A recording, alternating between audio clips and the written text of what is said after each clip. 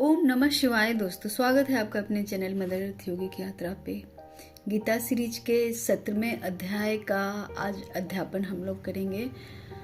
और ये जो है 17वां अध्याय वो श्रद्धा त्रय विभाग योग के बारे में है। श्रद्धा त्रय विभाग योग अब क्या है, इसमें श्रद्धा के महत्व को भगवान ने बतलाया है कि श्रद्धा क्या होती है, कैसी श्रद्धा के कितने प्रकार होते हैं और श्रद्धावान मनुष्य जो है उनकी क्या गति होती है, इस बारे में उनके विभाग का कनेक्शन बतलाया है उन्होंने। तो आइए शुरू करने से पहले सर्वप्रथम गुरु को नमन करते हुए अध्याय की शुरुआत करते हैं।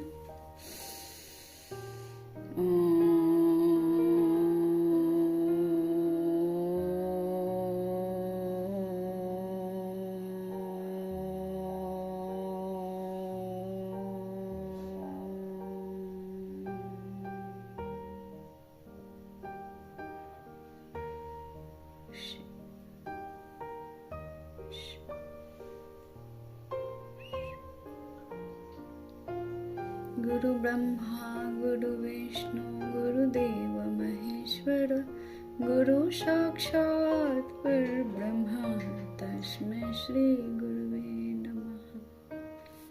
जय श्री।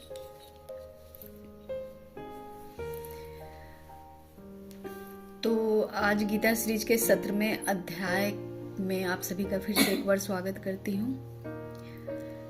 तो आगे जो श्रद्धा त्रय विभाग योग है उसके बारे में अर्जुन बोलते हैं कृष्ण को। अर्जुन पूछे कि हे कृष्ण, जो मनुष्य शास्त्र विधि को त्याग कर श्रद्धा से युक्त देवताओं का पूजन करते हैं उनकी स्थिति फिर कौन सी है? सात्विकी है, राजसी है अथवा तामसी है?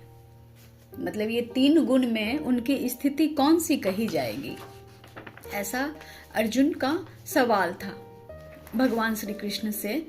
तो श्री भगवान बोले, मनुष्यों की वह शास्त्रीय संस्कारों से रहित केवल स्वभाव से उत्पन्न श्रद्धा सात्विकी और राजसी तथा तामसी ऐसी 3 प्रकार की होती है, उसको तू मुझसे सुन। अब ये श्रद्धा जो है वो श्रद्धा तीनों प्रकार में पाई जाती है और ऐसी 3 प्रकार की होती है, उसको तुम मुझसे सुन। हे भारत, सभी मनुष्यों की श्रद्धा उनके अंतःकरण के अनुरूप होती है। वह मनुष्य श्रद्धामय है, इसलिए जो व्यक्ति जैसी श्रद्धा वाला है वह स्वयं भी वही है। अब श्रद्धामय पुरुष जो होते हैं, जो श्रद्धा करते हैं, वो जैसे भीतर में होते हैं उसी प्रकार उनके गुण के स्वरूप अंतःकरण का जो गुण होता है उनके स्वरूप उनका श्रद्धा स्थित होता है। सात्विक व्यक्ति देवों को पूजते हैं, राजस व्यक्ति यक्ष और राक्षसों को तथा अन्य जो तामस मनुष्य हैं वे प्रेत और भूतगणों को पूजते हैं। अब श्रद्धा इनकी तीनों में होती है। कोई अत्यधिक जो राजसी व्यक्ति यक्ष को पूजने वाले होते हैं, यक्ष जो मैटरलिस्टिक वर्ल्ड के जो देव होते हैं वो होते हैं स्थान के, और राक्षसों को तथा अन्य तामस मनुष्य हैं वे प्रेत और भूतगणों को पूजते हैं। जो मनुष्य शास्त्र विधि से रहित केवल मन से कल्पित घोर तप को तपते हैं तथा दंभ और अहंकार से युक्त एवं कामना आसक्ति और बल के अभिमान से भी युक्त हैं, जो शरीर रूप से स्थित भूत समुदाय को और अंतःकरण में स्थित मुझ परमात्मा को भी सूक्ष्म करने वाले हैं, उन अज्ञानियों को तू आसुरी स्वभाव वाला जान। अब कह रहे हैं भगवान कृष्ण के श्रद्धावान मनुष्य में तो 3 गुण पाए जाते हैं, और जो शरीर रूप से स्थित भूत समुदाय को और अंतःकरण में स्थित मुझ परमात्मा को भी सूक्ष्म करने वाले हैं, है ना। जो मनुष्य, हर प्रत्येक मनुष्य के अंतरात्मा में ब्रह्म का, भगवान का वास होता है और उनको भी वो सूक्ष्म करते हैं अपनी श्रद्धा को भूतगणों में यक्ष, राक्षसों तथा अन्य तामस मनुष्य जो होते हैं उनको इस प्रकार पूज कर। तो उनके अंतःकरण में स्थित जो परमात्मा के जो बीज होते हैं उनको भी वो सूक्ष्म कर देते हैं। उन अज्ञानियों को तू आसुरी स्वभाव वाला जान। अब ये बोले हैं कि श्रद्धा युक्त मनुष्य जो होते हैं तीनों प्रकार में, उनको तुम आसुरी स्वभाव वाला ही जानो। भोजन भी सबको अपनी अपनी प्रकृति के अनुसार 3 प्रकार का प्रिय होता है, और वैसे ही यज्ञ, तप और दान भी 3-3 प्रकार के होते हैं। उनके इस अलग अलग भेदों को तू मुझसे सुन। अब आगे ये क्या है, तो आयु, बुद्धि, बल, आरोग्य, सुख और प्रीति को बढ़ाने वाले, रस युक्त, चिकने और स्थिर रहने वाले तथा स्वभाव से ही मन को प्रिय ऐसे भोजन करने के पदार्थ सात्विकी मनुष्य को प्रिय होते हैं। सात्विकी मनुष्य जो होते हैं उनको आयु, बुद्धि, बल, आरोग्य, सुख और प्रीति को बढ़ाने वाले, जो रसयुक्त, चिकने और स्थिर रहने वाले स्वभाव से ही मन को प्रिय होते हैं, वो कि मैं अपने बल को बढ़ाऊंगा, अपने वीर्य को बढ़ाऊंगा, आरोग्य रहूंगा, सुख और प्रेम बढ़ेगा मेरा। तो ऐसे भोजन करने के पदार्थ सात्विकी मनुष्य को प्रिय होते हैं। दूसरा, कड़वे, खट्टे, लवण युक्त, बहुत गर्म, तीखे, रूखे, दाह कारक और दुख, चिंता तथा रोगों को उत्पन्न करने वाले आहार अर्थात भोजन करने के पदार्थ राजसी मनुष्यों को प्रिय होते हैं। आज बैकग्राउंड में आपको कुछ ऐसी नॉइज मिल रही होंगी दोस्तों, उसके लिए मैं माफी चाहती हूँ। आशा है आप इस पे ध्यान नहीं देंगे, आशा नहीं, रिक्वेस्ट है आप लोगों से। तो कड़वे, खट्टे, लवण युक्त, बहुत गर्म, तीखे, रूखे, दाह कारक और दुख, चिंता तथा रोगों को उत्पन्न करने वाले जो आहार होते हैं अर्थात भोजन करने के पदार्थ राजसी मनुष्यों को प्रिय होते हैं। जो राजसी मनुष्य होते हैं वो भोजन के बहुत शौकीन होते हैं, बहुत प्रिय होते हैं। तो उनको खट्टा, मीठा, हर प्रकार का व्यंजन, तीखा जिसमें ज़्यादा हो, वो सब चीज़ पसंद होता है। और जो भोजन अधपका, रस रहित, दुर्गंध युक्त, बासी और उच्छिष्ट है तथा जो अपवित्र भी है, वो भोजन तामसी व्यक्तियों को प्रिय होता है। तामसी व्यक्ति जो होते हैं उनको अधपका हुआ, रस रहित, मतलब जिसमें रस का मतलब हो गया जैसे फल जो है, फल में रेशा, उसमें रस, वो सब चीज पाया जाता है फल में, सब्जी में, है ना। तो वो रेशे युक्त सब्जी का त्याग करते हैं और रस रहित जो है वो हो गया आपको चना, बेसन और इस प्रकार की जो सब्जियां पाई जाती हैं, वो जो है वो तामसी व्यक्ति को प्रिय होता है। मतलब ये भोजन ही ऐसा चीज होता है जो पता उससे चलता है कि व्यक्ति राजसी है, तामसिक है अथवा दैवीय गुण वाला, सात्विक है अथवा दैवीय गुण वाला है। दैवीय गुण वाले क्या संत क्या करते हैं, वो एक टाइम खाना खाते हैं और जरूरी नहीं, बस वो जो सादा, वो जो मिल जाए बस उसी में संतुष्ट रहते हैं, क्योंकि उनके अंदर ये भोजन की भूख और अपने आप को बल वीर्य नहीं, उनकी आत्मा की तेज इतनी बली होती है कि उस आत्मा के बल से ही वो बड़े बड़े पहाड़ भी उठा सकते हैं, बड़े बड़े कार्य भी कर सकते हैं। तो उनको ये जरूरी नहीं है। तो जो भोजन अधपका, रस रहित, दुर्गंध युक्त, बासी और उच्छिष्ट है तथा जो अपवित्र भी है, वह भोजन तामसी व्यक्ति को प्रिय होता है। जो शास्त्र विधि से नियत यज्ञ करना ही कर्तव्य है, इस प्रकार मन को समाधान करके फल न चाहने वाले मनुष्यों द्वारा किया जाता है, वह सात्विक है। जो शास्त्र विधि से नियत है और जिनका कर्तव्य यज्ञ करना है, इस प्रकार मन को समाधान करके, इस प्रकार मन वाला होकर, और जो फल न चाहने वाले मनुष्य होते हैं उनके द्वारा किया जाता है जो भोजन, वो सात्विक है। परंतु हे अर्जुन, केवल दंभाचरण के लिए अथवा फल को भी दृष्टि में रखकर जो यज्ञ किया जाता है, उस यज्ञ को तू राजस जान। अब यज्ञ से क्या तात्पर्य है? यज्ञ 2 प्रकार के होते हैं। एक तो बाहरी यज्ञ, एक जो हम लोग यज्ञ, हवन और जो कामना के साथ हम लोग देवताओं को प्रसन्न करने के लिए करते हैं। दूसरा जो तपी मनुष्य होते हैं, जिन्होंने तप को अपना जीवन बनाया है, जो संत हैं, वो जो होते हैं वो स्वयं में यज्ञ करते हैं। उनके भीतर ही उनके कार्य, उनके स्मरण, उनका चिंतन उनकी ऊर्जा जो वो स्वयं में वो यज्ञ करते हैं। तो यहाँ भगवान यही कह रहे हैं कि परंतु हे अर्जुन, केवल दंभाचरण के लिए अथवा फल को भी दृष्टि में रखकर जो यज्ञ किया जाता है उस यज्ञ को तू राजस जान। शास्त्र विधि से हीन, अन्न दान से रहित, बिना मंत्रों के, बिना दक्षिणा के और बिना श्रद्धा के किए जाने वाले यज्ञ को तामस यज्ञ कहते हैं, है ना। जो शास्त्र में जिस प्रकार के यज्ञ का अनुकरणी नहीं दिया गया है करने के लिए, अन्नदान से जो रहित है, जो भोजन करने से भोजन जो अन्न दान न दिया जाता हो, किसी भूखे को भोजन न कराया जाता हो, बिना मंत्रों के, और जो भोजन की शुरुआत बिना मंत्र के करते हैं, बिना भगवान को अर्पण किए करते हैं, बिना दक्षिणा के, मतलब जहाँ भोजन ले तो उस चीज की कीमत न चुकाएं, है ना, और बिना श्रद्धा के किए जाने वाले यज्ञ को तामस यज्ञ कहते हैं। ऐसे ही जो यज्ञ होते हैं वो तामस यज्ञ में गिने जाते हैं। देवता, ब्राह्मण, गुरु और ज्ञानी जनों का पूजन, पवित्रता, सरलता, ब्रह्मचर्य और अहिंसा, यह शरीर संबंधी तप कहा जाता है। अब तप किसे कहते हैं? तप जो है वो देवता, ब्राह्मण, गुरु और ज्ञानी जनों का पूजन, पवित्रता, मन की पवित्रता, तन की पवित्रता, सरलता, बिल्कुल इतनी सरल हो जाना कि एक मासूम बच्चे जैसे हो जाना, ब्रह्मचर्य और अहिंसा, यह शरीर संबंधी तप कहा जाता है। ब्रह्मचर्य का पालन, आसक्ति में रहकर जो कार्य न किया जाए उसे ब्रह्मचर्य कहते हैं।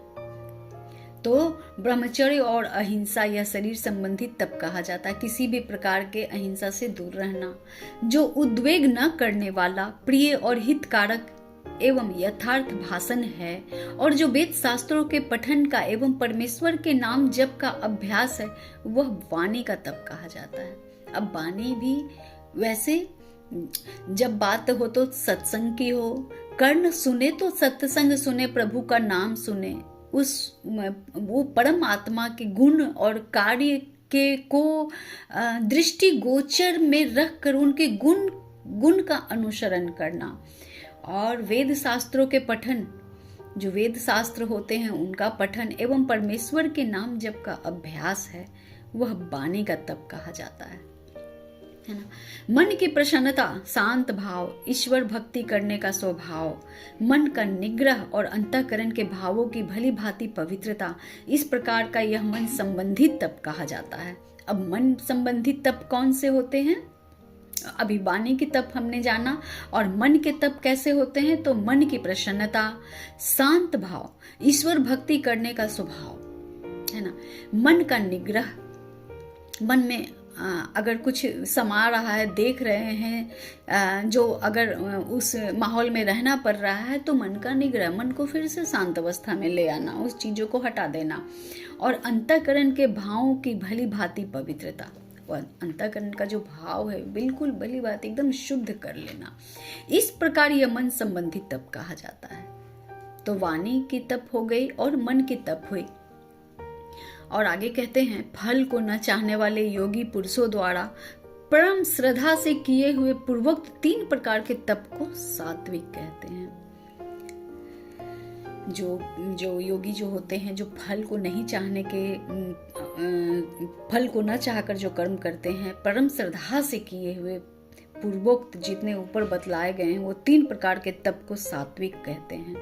जो तप सत्कार, मान और पूजा के लिए तथा अन्य किसी स्वार्थ के लिए भी स्वभाव से या पाखंड से किया जाता है, वह अनिश्चित एवं क्षणिक फल वाला तप राजस कहलाता है। जैसे अतिथि सत्कार, देव सत्कार, है ना, संत सत्कार अपने मान और पूजा बढ़ाने के लिए किया जाता है, या अन्य किसी स्वार्थ के लिए भी स्वभाव से या पाखंड से किया जाता है। मन में है कि उनसे कुछ ले लेना है, प्राप्त कर लेना है, इस प्रकार पाखंड रखकर भी जो किया जाता है तब वह निश्चित एवं अनिश्चित एवं क्षणिक फल वाला तप राजस कहलाता है। राजस तप क्या है? उसमें प्राप्त करने की इच्छा को राजस तप कहा गया है। यहाँ जो तप मूढ़ता पूर्वक हठ से मन, वाणी और शरीर की पीड़ा के सहित अथवा दूसरे का अनिष्ट करने के लिए किया जाता है, वह तप तामस तप कहलाता है। अब ये जो है वो कई बार मूढ़ता पूर्वक हठ योग में लग जाते हैं लोग, और दूसरा ये कोई संकल्प भी ऐसी ले लेना कि मैंने प्रण किया है कि मैं इस चीज को जो है सो अनिष्ट करके रहूंगा, मैं इसका संकल्प लेना और उस काम में लगने वाला, तो तप तो वो भी है, क्योंकि उसमें उसका सब कुछ लगा हुआ है, मन, बुद्धि, समय, शरीर, आत्मा सभी कुछ लगाया हुआ है, तो तप वो भी, लेकिन वह तामस तप कहलाता है। तामस मतलब अंधकार भरा हुआ। दान देना ही कर्तव्य है, ऐसा भाव से जो दान देश, काल और पात्र के प्राप्त होने पर उपकार न करने वाले के प्रति दिया जाता है, वह दान सात्विक दान कहलाता है। दान ही एक ऐसा कर्तव्य है, ऐसे भाव जो दान देश तथा काल और पात्र के प्राप्त होने पर उपकार न करने वाले के प्रति दिया जाता है। आप कुछ भी दान कर दो लेकिन उपकार न कर रहे हो, उन पे उपकार न हो रहा हो, ऐसी मन स्थिति अगर है कि जैसे कहते हैं ना, भलाई कर और कुएं में डाल, ठीक उसी प्रकार बड़े से बड़े चीज को दान कर देना और उस पे भी उपकार का दिखावा न करना। यहाँ तो छोटे छोटे चीजों के लिए भी लोग अपने आप को अहंकार व्याप्त कर लेते हैं अपने मन में कि मैंने उससे अच्छे से केवल बात किया, बस इस पे ही अहंकार हो गई। लेकिन कैसा तप जो होता है सात्विक कहलाता है। बड़े से बड़ा दान भी दे दो लेकिन उसके बाद भी दूसरे पे उपकार न करने वाले के प्रति जो दिया जाता है वह दान सात्विक कहा जाता है। वैसे दान जो होते हैं वो सात्विक कहे जाते हैं। किंतु जो दान कलेश पूर्वक तथा बदले में कुछ पाने की इच्छा अथवा फल को ध्यान में रखकर दिया जाता है वह दान राजस कहलाता है ना। एक्सचेंज जो होती है, मैं ये दान देता हूँ ना, डील साइन करना, मैंने ये दिया बदले में वो लिया, तो ये राजस कहा गया है। वो दान जो है वो राजस कहा गया है। तप के बारे में हमने जाना, अब दान के बारे में हम समझ रहे हैं। आगे कहते हैं श्री कृष्ण, जो दान बिना सत्कार के अथवा तिरस्कार पूर्वक अयोग्य देश काल में और कुपात्र को दिया जाता है वह दान तामस कहा गया है। जो अयोग्य पात्र या कुपात्र को जो दान दे दिया जाए, कहा जाता है ना, पूत कपूत तो धन तो क्यों धन संचय और पूत सपूत तो क्यों धन संचय। तो उसी प्रकार जो है कुपात्र को अगर दान दे दिया जाए तो वो तामस कहा गया है उसे। वैसा दान अंधकार युक्त है, वो अंधकार में ही जाएगा या ले जाएगा। आगे कहते हैं भगवान ओम तत् सत ऐसे 3 प्रकार का ब्रह्म का नाम कहा है। क्या कहा है? ओम, तत् और सत। उसी से सृष्टि के आदि काल के ब्राह्मण और वेद तथा यज्ञ आदि रचे गए हैं, है ना। ओम तत् सत अर्थात ओम एक आकार, एक ब्रह्म अक्षर जो ओम है, प्रणवाक्षर जिन्हें कहते हैं ओम, तत् तू ही तू, और सत जो सत्य है, केवल ओम ब्रह्म। तो उसी ओम तत्सत ऐसे 3 प्रकार का ब्रह्म का नाम कहा गया है। उसी से सृष्टि के आदि काल के ब्राह्मण और वेद तथा यज्ञ आदि रचे गए हैं। उन्हीं से जो है सृष्टि में आदि काल के जो ब्राह्मण थे, ब्राह्मण मतलब जो विद्वान थे, जो ज्ञानी जन थे, वो और वेद तथा यज्ञ आदि रचे गए हैं। वो ज्ञानी जन जो वेद और यज्ञ वगैरह जो उन्हीं के द्वारा रचा गया है। इसलिए वेद मंत्रों का उच्चारण करने वाले श्रेष्ठ मनुष्यों की शास्त्र विधि से नियत यज्ञ, दान और तप रूप क्रियाएं सदा ओम इस परमात्मा के नाम को उच्चारण करके ही आरंभ होती है। तो वेद मंत्रों का जो उच्चारण करने वाले श्रेष्ठ मुनिजन हैं, उनका जो है परमात्मा के नाम का उच्चारण, तप रूप जितनी भी क्रियाएं होती हैं, यज्ञ, दान जो भी, वो ओम इस परमात्मा के नाम को उच्चारण करके ही आरंभ करते हैं। तत् अर्थात तत् नाम से कहे जाने वाले परमात्मा का ही यह सब है। इस भाव से फल को न चाहकर नाना प्रकार की यज्ञ, तप रूप क्रियाएं तथा दान रूप क्रियाएं कल्याण की इच्छा वाले मनुष्य द्वारा की जाती हैं, है ना। अर्थात सभी कुछ परमात्मा का ही है, तेरा ही तेरा है, तू ही सब है।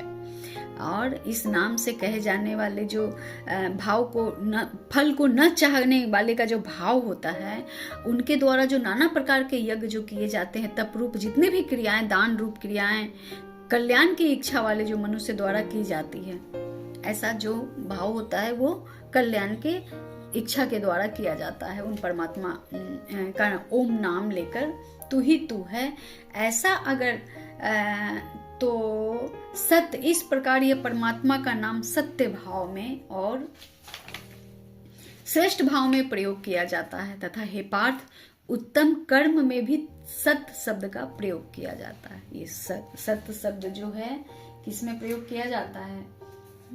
तत्व को हमने जाना और सत्य जो है, इस प्रकार यह परमात्मा का नाम सत्य भाव में, है ना। कोई किसी चीज का बिना आसक्ति के कोई यज्ञ करना, हवन करना या दान दे देना, इन्हें जो है भगवान के नाम का होकर, भगवान के लिए ही मैं दान दे रहा हूँ, भगवान को दान मैं क्या दूंगा, सब भगवान का ही और मैं भगवान में ही अर्पित कर रहा हूँ, ऐसे भाव से सत्य, इस प्रकार यह परमात्मा का नाम सत्य भाव में और श्रेष्ठ भाव में प्रयोग किया जाता है। ऐसा जो तत्सत, ओम तत्सत जो है, ऐसे श्रेष्ठ भाव में प्रयोग किया जाता है इन शब्दों का, तो किया जाता है। तथा हे पार्थ, उत्तम कर्म में भी सत्य शब्द का प्रयोग किया जाता है, और जितने भी उत्तम कर्म हैं उनमें सत्य का प्रयोग किया, सत्य शब्द का प्रयोग किया जाता है। सत्य शब्द का प्रयोग कैसे किया जाता है? क्योंकि उत्तम कर्म ही सत्य है, एक वही सच है। यज्ञ, तप और दान में जो स्थिति है वह भी सत्य इस प्रकार कही जाती है, और उस परमात्मा के लिए किया हुआ कर्म निश्चय पूर्वक सत्य ऐसा कहा जाता है।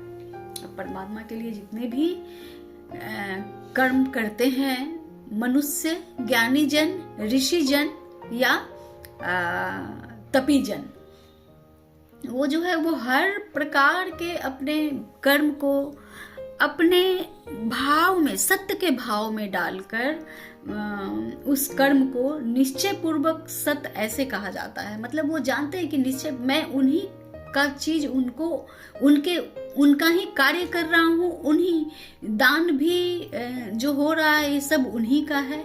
और ओम तो प्रणवाक्षर है ही, एक ही मात्र ओम ऐसा शब्द है जो समग्र ब्रह्मांड का उत्पत्ति का कारण है, यानी समग्र ब्रह्मांड जो है वो ओम शब्द में ही समाया हुआ है। तो कर्म निश्चय पूर्वक सत्य ऐसे, तो तत्, ओम, तत् और सत्य का अर्थ हमने समझा। आगे कहते हैं श्री कृष्ण, हे अर्जुन, बिना श्रद्धा से किया हुआ हवन, दिया हुआ दान एवं तपा हुआ तप और जो कुछ भी किया हुआ शुभ कर्म है वह समस्त असत है, इस प्रकार कहा जाता है। इसलिए वह न तो इस लोक में लाभदायक है न परलोक में ही। अब देखिए ये लास्ट में क्या बोल रहे हैं कि जो बिना श्रद्धा से किया हुआ हवन, दान, यज्ञ, तप, जो कुछ भी किया हुआ शुभ कर्म है जिसमें श्रद्धा न लगी हुई हो, है ना, वह समस्त असत है। वो समस्त कर्म जो है वो समस्त कर्म असत है। जितने भी क्रियाएं की जा रही है अश्रद्धा, जिसमें श्रद्धा न हो, प्रेम न हो, भाव न हो, है ना, उसमें समर्पण का भाव न हो उस क्रिया में, तो वो असत कहा जाता है, इस प्रकार कहा जाता है। इसलिए वो न तो इस लोक में लाभदायक और न परलोक में ही। फिर वो किसी काम का नहीं है, वो किसी लोक में लाभदायक नहीं है, न यहाँ इस पृथ्वी पर और न इस पृथ्वी के ऊपर जो परलोक है, ये लोक भी नहीं और परलोक भी नहीं। वो किसी भी काम का नहीं है, क्योंकि अश्रद्धा से किया हुआ जब तब काम, ये सब जिसकी कोई अस्तित्व नहीं होता, है ना, वो केवल अपने मन को, अपने अहंकार को, अपने लालसा को संतुष्ट करने के लिए ऐसे कार्य किए जाते हैं जिसमें श्रद्धा न हो, करुणा न हो, प्रेम न हो, समर्पण न हो। इस प्रकार के कर्म, इस प्रकार के बिना जो कर्म किया जाता है। तो हमने 17वें अध्याय का आज रसपान किया और एक अध्याय जो गीता का अंतिम अध्याय है, 18वां अध्याय, वो 18वें अध्याय जो है वो मोक्ष संन्यास योग के बारे में है, जो लास्ट है, लास्ट अध्याय है। अब संन्यास योग क्या है, मोक्ष क्या है, क्या कनेक्शन है मनुष्यों का संन्यास से, मोक्ष से, इसका अर्थ क्या है, इसको हम लोग समझेंगे। तो आप सभी से विदा चाहती हूँ और आप सभी पे परमात्मा की असीम कृपा, प्रेम, स्नेह सदा बरसती रहे और आप सब स्वधर्म का पालन करते हुए अपने आत्मा को प्रकाशित करने की राह की ओर बढ़ें। इसी शुभकामना के साथ मिलती हूँ आपसे अगले चैप्टर 18वें अध्याय में। ओम नमः शिवाय।